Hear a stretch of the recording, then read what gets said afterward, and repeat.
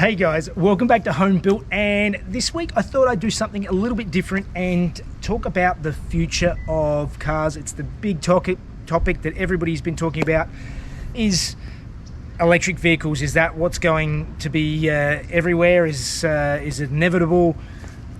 And I thought I would give it a go. I hadn't driven an electric car before, and so I thought what better place to do it than Los Angeles. We're actually currently in Beverly Hills, and this is a Tesla Model 3 Performance, and I've been driving it for a few days, so I thought I would give you my opinions on this and where I think everything is going, and the state of what the car market's going to be.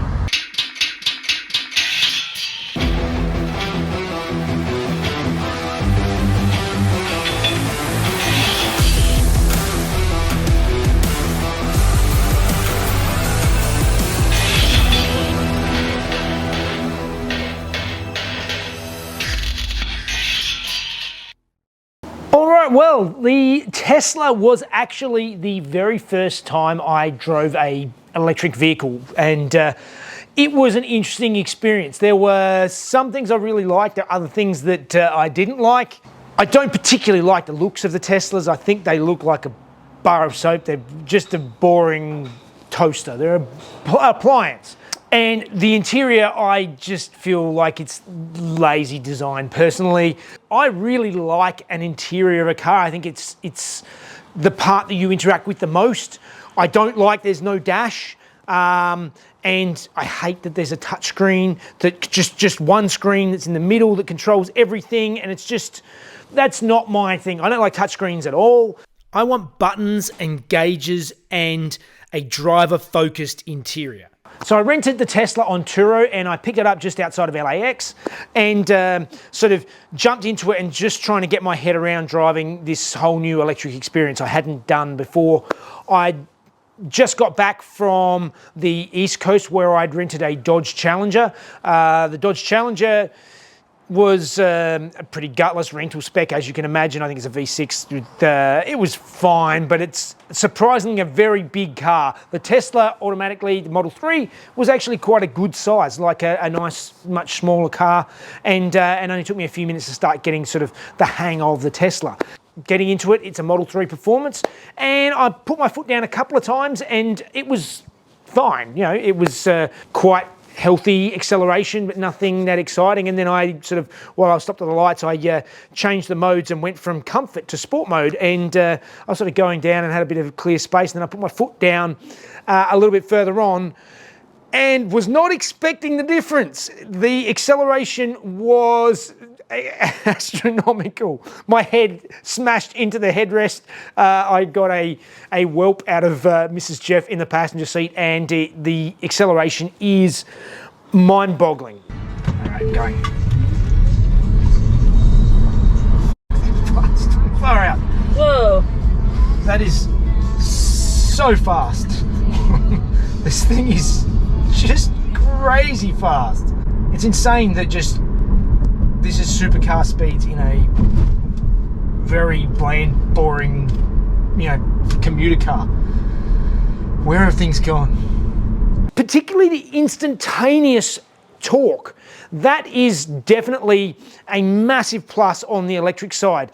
Even on a fast ICE car, you do have that very slight delay. Even on a nice torquey car, there's a bunch of things that need to happen for it to make that acceleration. So it is not as absolutely immediate as the electric is. And that was a very, very cool thing to experience, and extremely useful. Sort of slip lane coming into traffic or trying to make a gap or whatever. That instant acceleration was there. You didn't have to change down a gear. You didn't have to do anything. It was just there whenever you wanted it, immediately. I can say, even after driving a friend's McLaren recently, that the acceleration still felt far more aggressive than even that.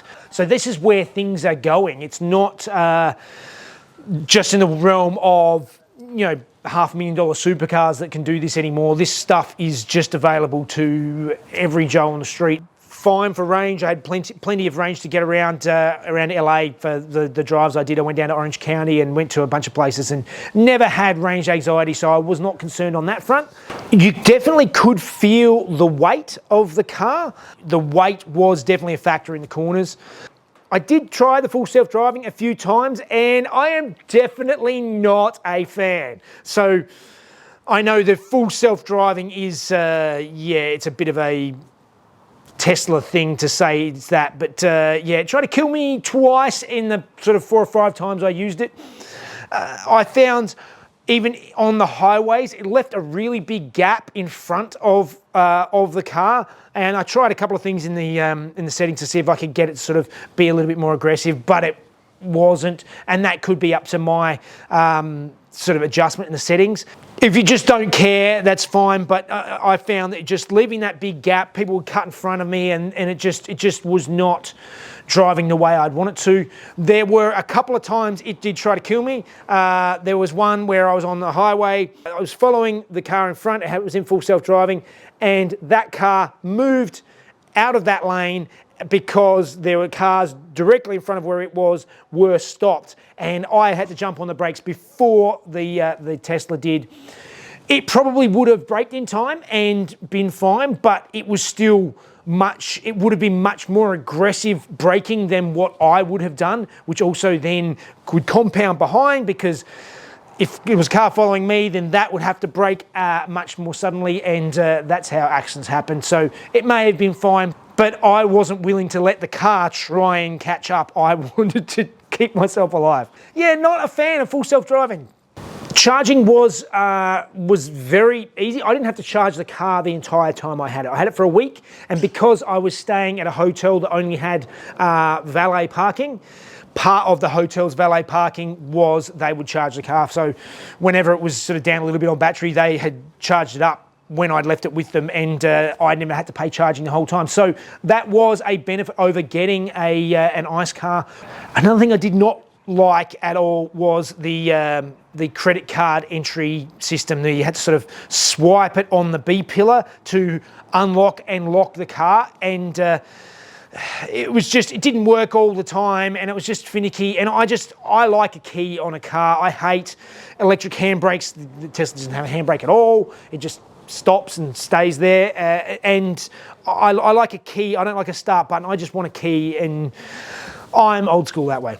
So for me, from what I've seen with these modern electric cars, is if you are commuting day to day and you can charge at home, I can see that it makes a lot of sense. If you never have to go to a petrol station again, and you can do your daily running around and you don't travel that far, I think they make a lot of sense.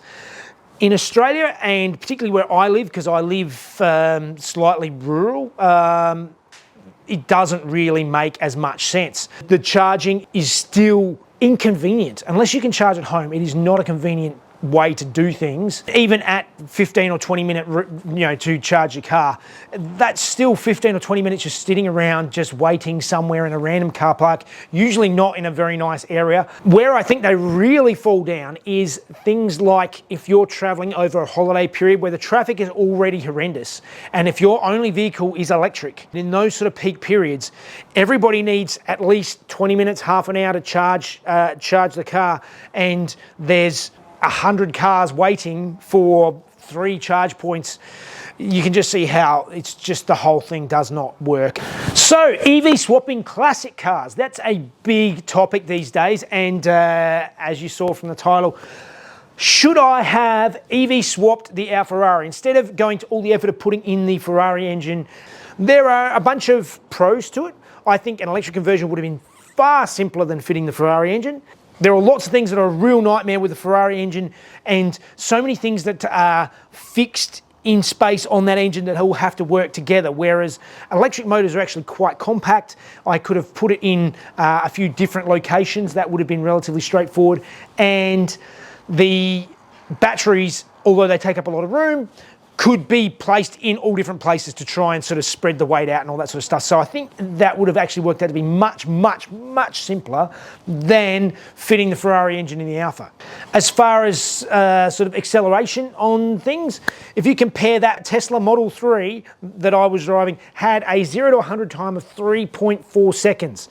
The Ferrari that this engine came from had a 0 to 100 times of 4.3 seconds, almost a full second slower than the Tesla. So the electric vehicles could definitely have the power. I think the big issue with EV swaps in classic cars is, what are you going to use it for?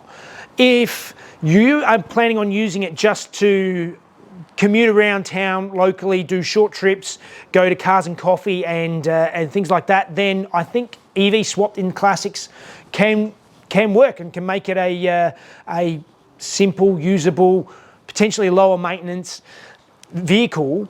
The cons to that is, by losing the engine, you're losing the noise, and for some vehicles I really feel that the engine is so much of the soul of the vehicle, so much of the experience, and not having that noise and the vibration and that visceral sensation, I think electric loses a lot of that character. And then you realise you're stuck with a very old car that usually has lots of squeaks and rattles and knocks and things that are going to be amplified because you don't have them being drowned out by the sound of the engine. So you're going to hear everything. And yeah, these old things definitely do not have the insulation and things like that of modern cars. Another one of the big issues with EV swapping the classics is the batteries, is weight.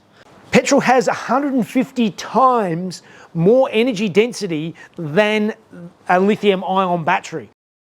It's a big thing to be able to get enough batteries in a car to actually make it usable. And the toss-up, of course, with these things is you can put in less batteries and make it lighter, but then you have less range. More batteries, more range, but more weight. And the main characteristics of old sports cars is that they are lightweight. On my rough searches to get something like an old Porsche 356 and EV swap it, even after removing the engine and all of the ICE parts of the car, you're still adding a couple of 100 kilos of extra weight than what the car originally had to get maybe around 200 kilometers of range out of the battery. The other issue that you often have is, depending on how you do the setup, you may not actually be able to fast charge the car. So you're looking at 200 kilometers of range, but then you need 2.5 hours to recharge the car. And that's where things really become an issue, that it's only really good for that Cars and Coffee putt around or just going to the shops to get some milk. The other issue with the batteries, as I mentioned, was the density, is that you need a lot of space filled up with batteries to be able to get that range. You often end up having to fill up all of the luggage space and potentially even the back seats with batteries. So it's really much less usable as something you want to take further, but you don't have the range anyway, so maybe you don't really care about luggage space anymore. But in my case, I use my cars. I've put over 20,000 kilometers now on Harry, my 911, and I like going on long road trips. Even if you wanted to go for a spirited drive day with a bunch of mates, you really are quite limited with how long you can go for, and that just doesn't work for me. On the other hand, if you're looking at a classic vehicle like a VW bus, for example, where the engine is not really what the vehicle's all about, and you've got a fair bit of space that you can potentially use under the floors and things like that to place the batteries, then I think an EV swap could be worthwhile. The weight doesn't really matter, the handling was never a thing, but in a sports car, something like the Alfa, by EV swapping it, are you adding so much more weight that it's not really going to be the same beast? So I know a lot of people have come in late to the swap on this car, as I've swapped in a 3.6 litre Ferrari V8 over the original 2 litre 4-cylinder that was in the car. People think I added a whole heap of weight, but if you go back early on, I actually weighed the original engine and the Ferrari engine. The original engine weighed, from memory, 147 kilos. The Ferrari engine weighed 175. There was only 28 kilos difference between the two engines, and this is almost double the capacity and triple the horsepower. So I don't think I've added a crazy amount of weight by the engine swap. Yes, there are other things like it's got a bigger radiator, so it has more water. This now has a rear cage. It now has more sound deadening than the car originally had. There are things that I've added to it, but I don't think it's going to change it dramatically from what it was, and the power is going to well and truly overwhelm that. So one of the big reasons for the electric cars is people are now concerned with carbon emissions. It's the big talking point for everything. And some people have concerns over carbon emissions from classic cars. There was a report done in the UK which was quite interesting on that fact, and they were looking at the average usage of classic cars and the average carbon emissions. So the carbon emissions from one classic car's use compared to just the manufacturing, not the fuel or running or anything else, just the manufacturing of one new electric vehicle. Their example was a Polestar 2. You would have to drive that classic car for 46 years before you equaled the same amount of carbon emissions from producing that one vehicle and not driving it. So when you look at all of this together, is electric our future? Yes, I think it is. Whether you like it or not, it's coming. And when things like solid state batteries come in, which seems to be the next evolution, they have double the energy density of lithium ion. They can charge faster and are safer. So there are lots of pros to solid state batteries if they get here anytime soon. Then a lot of these things may change again. It may get better. But in the current state, am I worried about an electric future? Not really. I have never bought a new car. I don't buy new cars. I'm never going to buy a new car, I don't think. So I'm just going to keep driving my old cars and not really lose too much sleep over the way things are going. Hopefully that was interesting, gave you some insight at least to what I think about these things. I am definitely no expert on this stuff, but it's my opinions. Let me know your opinions in below. Do you agree with me? Do you strongly disagree with me? Either way, I hope you enjoyed it, and I'll catch you on the next one. See you guys. All right, going. Fast. Far out. Whoa. That is so fast. This thing is just crazy fast. Yeah, a little... it's insane that just... This is supercar speeds in a very bland, boring, commuter car. Where have things gone?